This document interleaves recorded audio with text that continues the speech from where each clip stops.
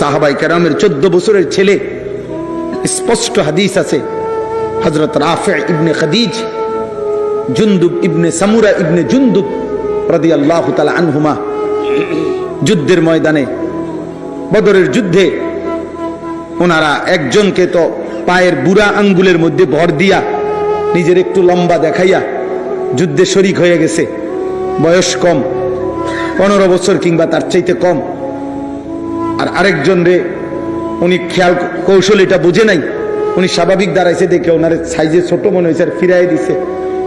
উনি ওনার বাবার কাছে, এই সাহাবী, এই ছেলে কিশোর সাহাবী ওনার বাবার কাছে বলছে, আব্বা আমারে তো নবী ফিরাই দিল, আপনি নবীকে বলেন ওরে যে নিছে, আমি ওর লগে যদি কুস্তি লড়ি আমি ওরে হারাই লইতে পারবো, আমার শক্তি বেশি, আমারে কোন নিতে কোন।